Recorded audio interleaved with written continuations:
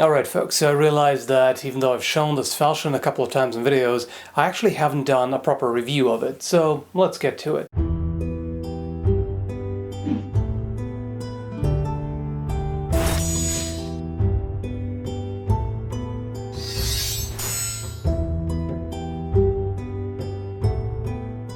This is the Thorpe Falchion by Angus Trim, and I found it used on a sword forum about 1 or 2 years ago. And I've seen these with a number of different guards and pommels. Now this one has the more historically accurate guard for the Thorpe Falchion in particular. The pommel's a little different, but it's still overall a wheel pommel. And so Angus Trim generally uses 5160 high carbon steel for his swords, and that's a high-end steel. It's one of the best choices you can make for a sword, really. And it's got a nut construction. Now, usually I prefer peen constructions, but this is the big exception. You know, the way Angus Trim does it is very good and actually has some advantages. You know, this allows you to actually take off the pommel easily, disassemble the hilt, and, you know, clean and oil the tang if you want to, or if it does loosen up from use, you can easily tighten it back up. That's much harder to do with a peen pommel. So that's pretty good in this case. If it's done well, I've got no problem with that. It's actually quite nice. If we compare it to the original Thorpe Falchion, that was made of iron and brass, whereas this here is all steel.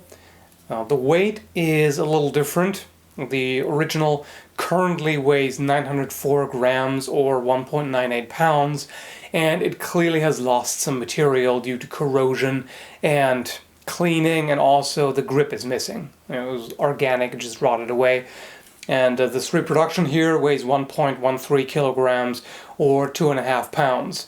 So it's a little more, but considering that, as said, the original has lost some weight, this seems pretty close. So I think the original, in the condition that it was in when it was made, was probably only slightly lighter than this, if at all. This is a really light and nimble sword. I mean, not as much as an arming sword, obviously. It is a wider blade, and it is weighted a little more toward the blade than you know, some narrower double-edged swords.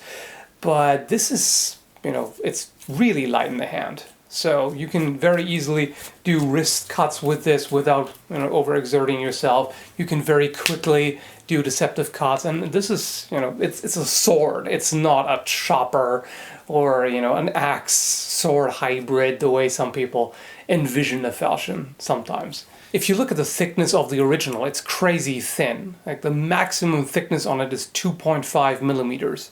Now this here starts out at 6 millimeters near the guard, and then it tapers down to 1.5 millimeters.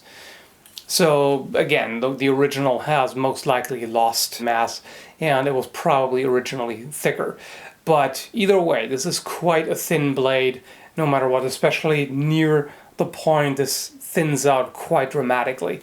You can probably see the distal taper on camera pretty easily. And it's also got the same fuller as the original. Now this here is darkened. It looks quite nice in contrast to the rest of the blade. As far as fit and finish is concerned, the finish is the usual excellent quality you can expect from Angus Trim. It's, you know, perfectly evenly shaped, you know, very straight blade, nice satin finish. There are no irregularities anywhere, and as far as the guard and pommel is concerned, I don't actually know who made those. I don't think this is the original pommel that came with it. It may be, but I'm not sure. It's definitely not the original guard that it came with. It came with a straight guard, so I'm not sure exactly who made this. The opening is quite large, but if it's an aftermarket guard, then the tolerances can't be too tight, because otherwise it might not fit onto a particular blade. Now, there was some damage. I'm assuming somebody was prying it or something. I'm not quite sure what was going on there.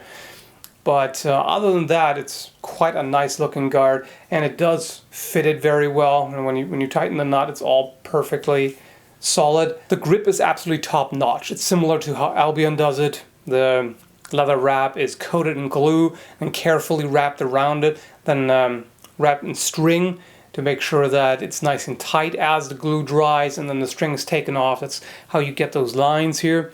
And I'm really impressed by just how seamless it is. I can just about see the start of the seam in one spot here, but I can't even trace it all the way. So this is really well done. You know, cheaper grips, you sometimes have the seam sticking out and it kind of rubs on your hand.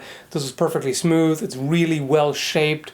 Overall, you can see how it swells a little bit here and then tapers toward the pommel. It fits the hand perfectly. It's very comfortable. Basically, couldn't be better. That's really well done. So what about the cutting? Like I already mentioned, the handling is really good. It's nice and agile. Doesn't tire you out at all when using it in cutting practice. And it does cut beautifully. Now I can't make any statements about the original edge that it came with because as I said, I got it secondhand and who knows what the previous owner did with it. But it came decently sharp and I touched it up some more and now it is very sharp. If the edge alignment is good, it zips right through. If you don't get it quite right, it still cuts reasonably well. And it's also got a sharpened false edge on the spine, so you can cut with that as well. So it works beautifully for cutting practice. I mean, it's an Angus Trim and it's a Falchion. It's to be expected. Cuts like a beast. I also did a bit of chopping on a wooden pallet and it loosened up a little bit from that, which again, due to the nut construction is not a problem. Half turn and it's all tightened up again. I will say that it does loosen up a lot more easily than a good peen construction. In fact, a well done peen construction should really never loosen up until you do something really crazy with it.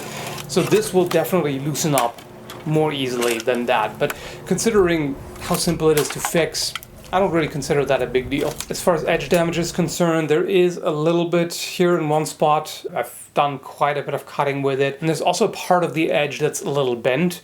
Again, I don't know exactly at what point this happened, but it's pretty minor. It's easy to repair, and considering how thin the blade is, you have to be prepared that there may be some kind of edge damage at some point. You know, that's the price you pay. So overall, this is easily the best Falchion I've handled and tried so far. It's excellent quality. Really, the only thing I can criticize here is when it came, the tip was bent, you know, just from shipping. And when I looked at it, the tip was way too thin. It was getting ludicrously thin. So I had to cut off about, I think it was about this much of the tip and reshape it because it was just way too thin. And, you know, if it just, I mean, I know how the Postal Service sometimes handles boxes, but a sword tip shouldn't bend from just shipping, in my opinion. So that's the only problem that I had with it. It was just too thin, but otherwise nothing really. Extremely high quality sword. Where can you get it, you ask? Well, that's a bit difficult. Basically a lucky find on a forum if somebody sells one of these, because I don't think there are any more of them being made, except Valiant Armory has a pretty similar one. They have a Falchion with a shorter blade with a very similar looking hilt.